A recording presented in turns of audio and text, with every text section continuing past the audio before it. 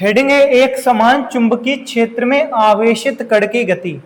एक समान चुंबकीय क्षेत्र होगा, ध्यान दे लो, ध्यान।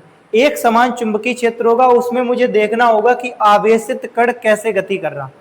जैसे सोचो, मान लो यहां से चुंबकीय बल रेखाएं निकल रही खिड़की से और गेट में जा रही हैं। सीधी सीधी चुंबकीय बल रेखाएं निकल के गेट को पार कर रही हैं, तो जो सीधी चुंबकीय बल रेखाएं हैं उनका चुंबकीय क्षेत्र एक समान चुंबकीय क्षेत्र होगा। जैसे मैं चुंबकीय क्षेत्र बना लेता हूं, पहले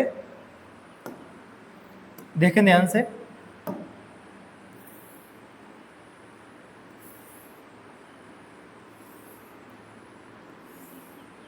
यह है एक समान चुंबकीय क्षेत्र। एक समान चुंबकीय क्षेत्र कैसे पहचाना? क्योंकि इसकी चुंबकीय बल रेखाएं एक समान है और चुंबकीय क्षेत्र की दिशा उधर है। लक्ष्मी जी ध्यान दें बातों पर।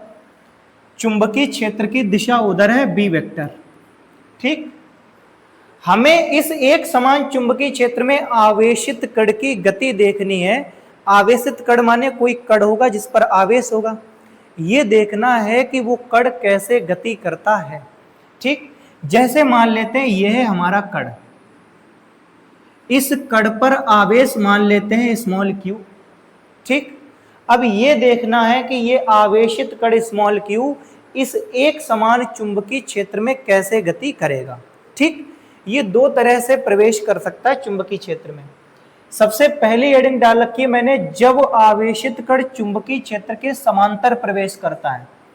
यानी अगर आवेशित कण चुंबकीय क्षेत्र की दिशा में प्रवेश करता है तो वो कैसे गति करेगा, यही तो बात है।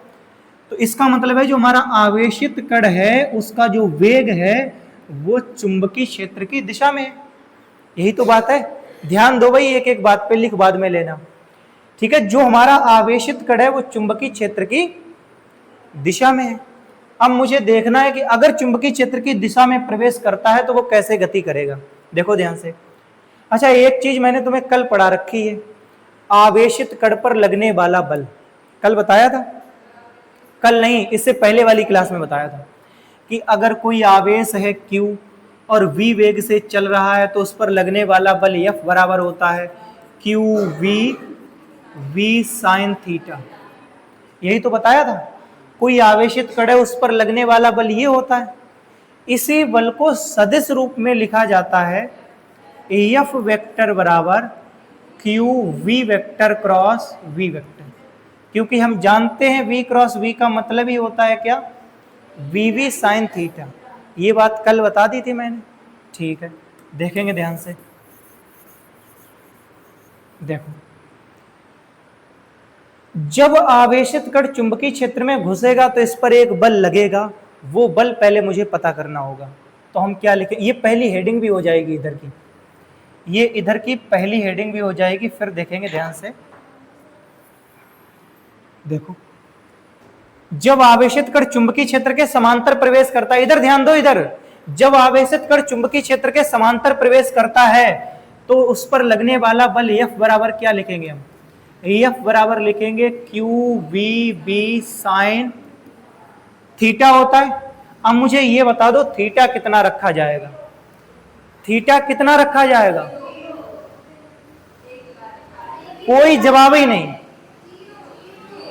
मुझे पता है V की दिशा इधर है, चुंबकीय क्षेत्र इधर है और हमारा जो वेग है वो भी किधर है? इधर है। दोनों जब एक ही दिशा में तो दोनों के बीच कोई कोण ही नहीं रहा। दोनों के बीच का कोण कितना हो जाएगा? 0। तो यहां पर रखा जाएगा QBV है साइन 0। यहां रखा जाएगा QBV साइन 0। तो F बराबर लगेगा, साइन 0 का मान 0 होता है, साइन 0 का मान 0 होता है। तो ये पूरी चीज क्या हो जाएगी? 0। कहने का मतलब ये हुआ कि अगर कोई आवेशित कण चुंबकीय क्षेत्र की दिशा में प्रवेश करता है तो उस कण पर कोई भी बल कार्य नहीं करता। यही तो मतलब हुआ बात का। तो हम लिख सकते हैं अर्थात स्पष्ट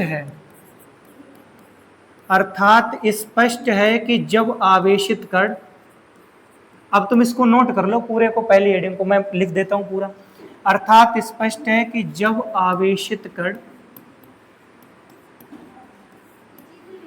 हाँ, चुंबकीय क्षेत्र के समांतर प्रवेश करता है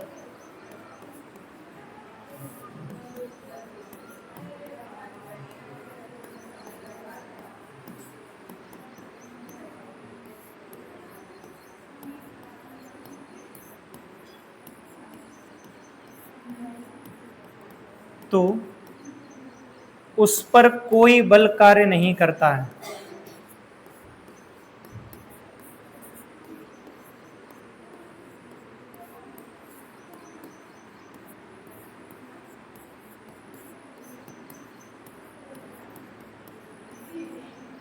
अर्थात स्पष्ट है कि जब आवेशित कण चुंबकीय क्षेत्र के समांतर प्रवेश करेगा तो उस पर कोई भी बल नहीं लगेगा। ये चीज नोट कर लो। इसके बाद दूसरी हेडिंग देखेंगे।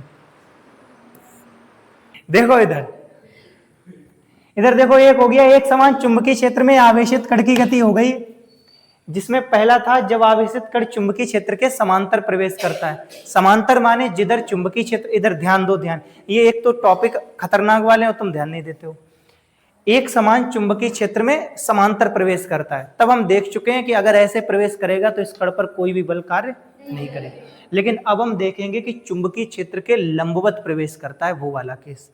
तो वो है अगला। देखो, जब आवेशित कण चुंबकीय क्षेत्र के लंबवत प्रवेश करता है, लंबवत प्रवेश करने वाला पहले हम चित्र बनाते हो, मेरे साथ साथ चित्र बनाएंगे सब। देखो ध्यान से। अब हम इसमें पहले बल तो निकाल लें, बल की दिशा तो बता दी कैसे कैसे लगता, कैसे कैसे चक्कर काटता। तो हमने लिखा जब आवेशित कण चुंबकीय क्षेत्र के लंबवत प्रवेश करता है तब लिखेंगे तब बल। अभी लिखो नहीं तब बल, तब बल नहीं, तब डायरेक्ट लिखेंगे तब F बराबर होगा Q V B sine theta की जगह पर कितना होगा, 90 होगा। थीटा किसके किसके बीच का कोण होता है, V और B के बीच।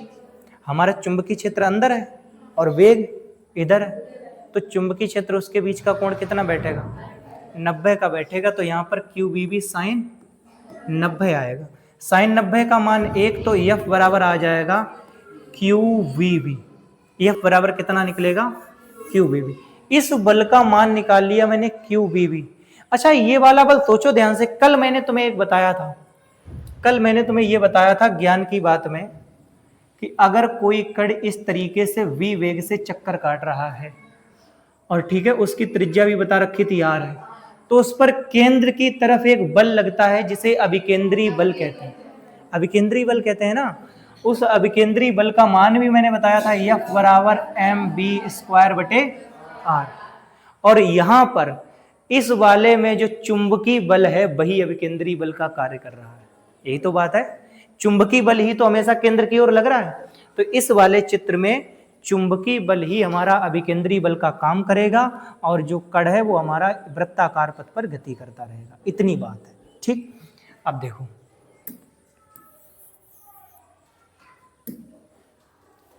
मैंने बल निकाल लिया, कण पर कितना बल कार्य करेगा। अच्छा, इसकी दिशा मुझे क्या बतानी होगी, इसकी दिशा के बारे में क्या लिख सकते हैं। बल निकाला F बराबर क्यू बी बी, फिर हम ये कहेंगे कि इसकी दिशा कहां होगी, इसकी दिशा हमेशा वेग के लंबवत रहेगी। ये वेग, ये बल, ये वेग, ये बल, ये वेग, ये बल। तो हम ये कह देंगे कि इस बल की दिशा वेग v के सदैव लंबवत होगी। ठीक है, चलो बस लिख लो। मैं बोल के लिखाऊं क्या, चलो तुम इतना लिखो, फिर हम लिखाते हैं नीचे। इतना लिखो, इतना। F बराबर क्यू बी बी साइन 90, तो F बराबर निकल के आएगा क्यू बी बी। तो इस बल की दिशा,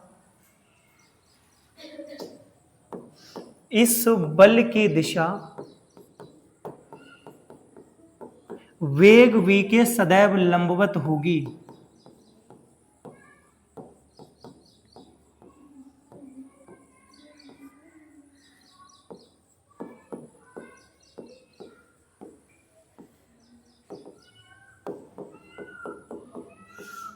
इस बल की दिशा वेग v के सदैव लंबवत होगी। तथा कण वृत्ताकार पथ पर गति करेगा, यही तो बात है। वेग v के सदैव लंबवत होगी तथा कण वृत्ताकार पथ पर गति करेगा।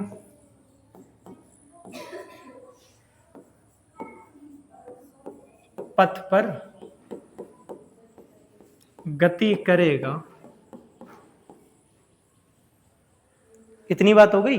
तथा कण वृत्ताकार पथ पर गति करेगा, और वृत्ताकार पथ पर गति करने के लिए अभिकेंद्री बल चाहिए होगा। तो हम ये कह देंगे कण वृत्ताकार पथ पर गति करेगा, जिसके लिए आवश्यक अभिकेंद्री बल चुंबकीय बल से ही प्राप्त होगा।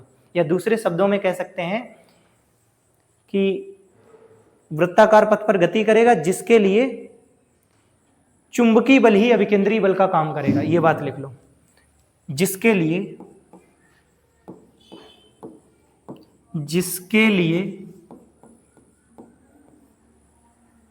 चुंबकीय बल ही अभिकेंद्री बल का कार्य करेगा। चुंबकीय बल ही अभिकेंद्री बल का कार्य करेगा।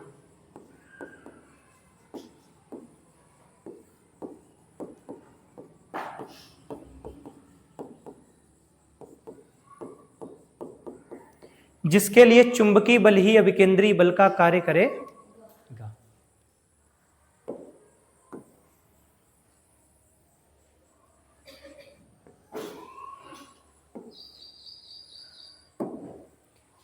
ठीक है, जिसके लिए चुंबकीय बल ही अभिकेंद्री। कभी कभी ये पूछता है कि तुमने चलो ये तो बता दिया कि कण वृत्ताकार पथ पर गति करेगा, वो पूछता है कि बताओ जिस वृत्ताकार पथ पर गति करेगा उस पथ की त्रिज्या कितनी होगी।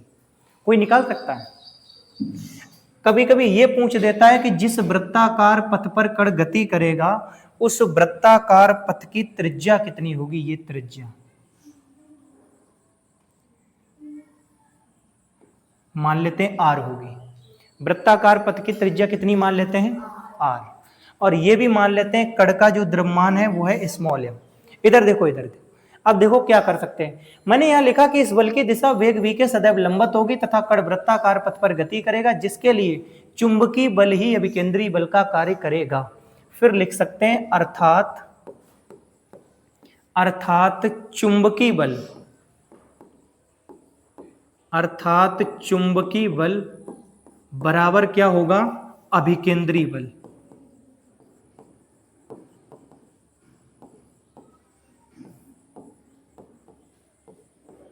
यही बात तो मैंने बताई, चुंबकीय बल ही क्या बन जाएगा?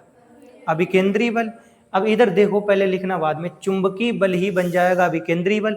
चुंबकीय बल कितना निकाला हमने? QVV निकाला।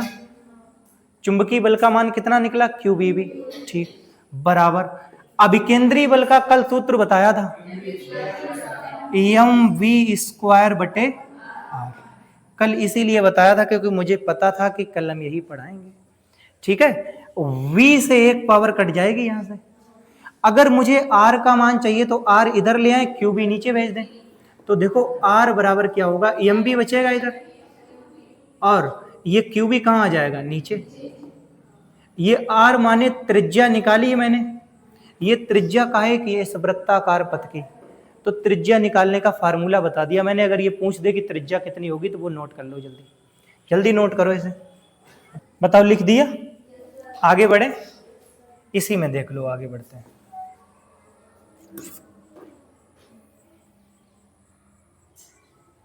हेडिंग डालेंगे कण का आवर्तकाल।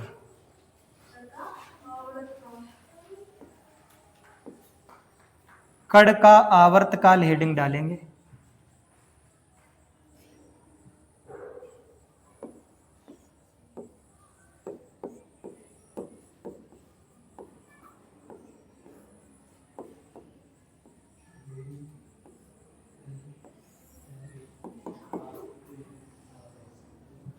देखो, कण का आवर्तकाल बताने जा रहे हैं। अब वो लिखना तो है नहीं, तो उसमें क्या देखना। देखो, कण का आवर्तकाल का मतलब क्या होता है? आवर्तकाल सुना होगा पहले ही। आवर्तकाल का मतलब होता है कि जो हमारा कण है, इधर सुनो, आवर्तकाल माने होता है कुछ समय। ठीक है, हमारा जो कण है एक चक्कर पूरा लगाने में जितना समय लगाएगा उस समय को कहते हैं आवर्तकाल। वही समय निकालना मुझे कि कण कितने समय में अपना एक चक्कर पूरा कर लेगा। तो हम इसमें लिख सकते हैं कण द्वारा एक चक्कर लगाने में लगा हुआ समय आवर्तकाल कहलाता है। तुम ये हेडिंग डालो, हेडिंग डालिए, हेडिंग डालिए कण का आवर्तकाल। ठीक, अब लिखो, मैं बोल रहा हूं, लिखो। कण द्वारा एक चक्कर लगाने में, कण द्वारा एक चक्कर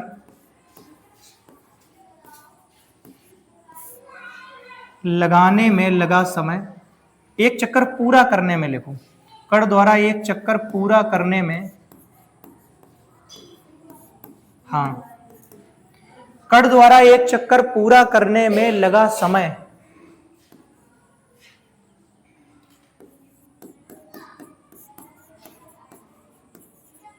कण का आवर्तकाल कहलाता है।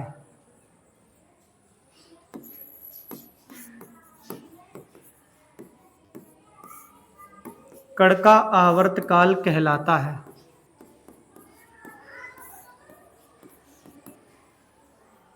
बात समझ में आई?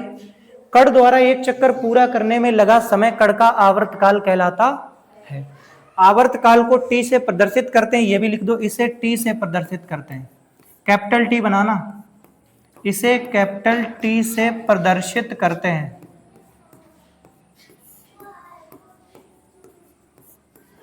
इसे कैपिटल टी से प्रदर्शित करते हैं।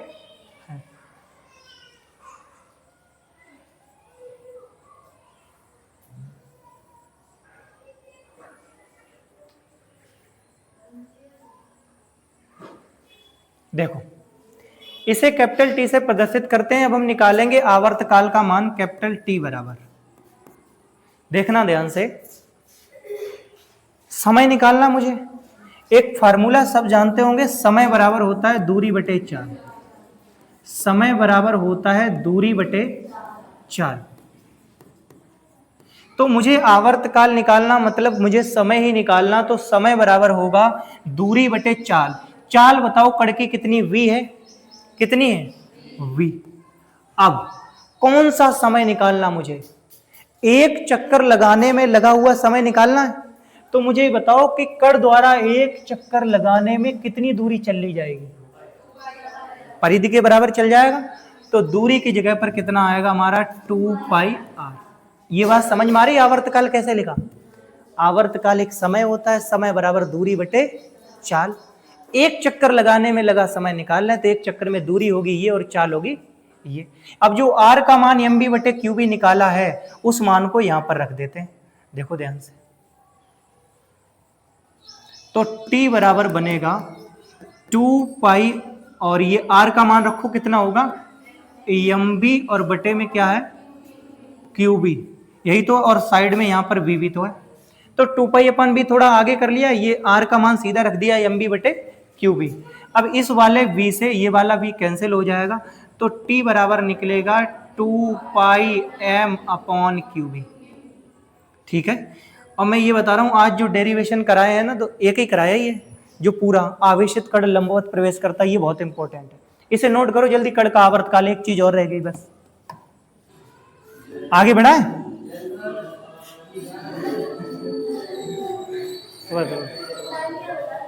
देखो देखो, एक चीज और निकालने, कण का आवर्तकाल निकाल लिया हमने, कण की आवृत्ति और पता करनी, अगली हेडिंग डालेंगे कण की आवृत्ति। देखो अगली हेडिंग डालेंगे कण की आवृत्ति।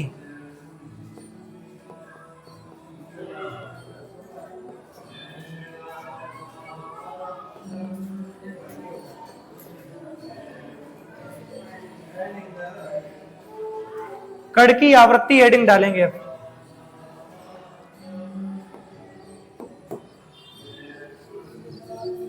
डाल ली? अब तुमने सबने पढ़ा होगा कि आवर्तकाल के व्युत्क्रम को आवृत्ति कहते हैं, बस उतना ही लिखना है। लिखो आवर्तकाल के व्युत्क्रम को आवृत्ति कहते हैं। आवर्तकाल के व्युत्क्रम को आवृत्ति कहते हैं, ये फर्स्ट ईयर में ही था। आवर्तकाल के व्युत्क्रम को आवृत्ति कहते हैं। आवर्त काल के व्युत्क्रम को आवृत्ति कहते हैं।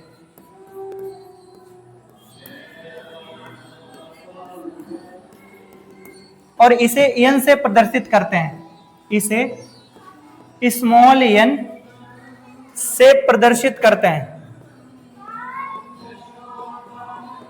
स्मॉल n से प्रदर्शित करते हैं। ठीक है, इसे स्मॉल n से प्रदर्शित करते हैं। अर्थात क्या लिख सकते हैं हम? अर्थात आवृत्ति स्मॉल n किसके बराबर होगी? आवर्त काल के व्युत्क्रम के बराबर होगी, यानी आवृत्ति बराबर होगी 1/t। यही तो होगा। तो n बराबर होगा 1/t। तो n बराबर लिख सकते हैं, देखो 1/t का मान रखेंगे यहां पर 2πm और बटे में क्या रखेंगे? QB। अब मैंने बताया था, इधर देखो, इधर नजर से फिर कुछ लोगों को गड़बड़ होता है। मेन बटे वाली लाइन कौन सी है? ये वाली। इसके नीचे जो भी भिन्न होती है वो उल्टा होके गुणा होती है। देखो तो n बराबर, ऊपर 1 लिखा है, हमें उससे मतलब नहीं, बना रहने दो। जो नीचे वाली भिन्न होती है वो उल्टा होकर गुणा होती है। गुणा में आएगा कितना? QB बटे कितना होगा? 2πm। ये बताना चाह रहे हैं। उस एक का कोई मतलब नहीं, फिर उतना ही लिख सकते हैं हम डायरेक्ट इसको। देखो ध्यान से, n बराबर लिख सकते हैं, n बराबर लिख सकते हैं QB/m। ये हो गई कण की आवृत्ति। ठीक है, अब जैसा कि मैंने बताया था कल, लिख लो पहले शांति से, फिर बताते हैं, पहले लिख लो।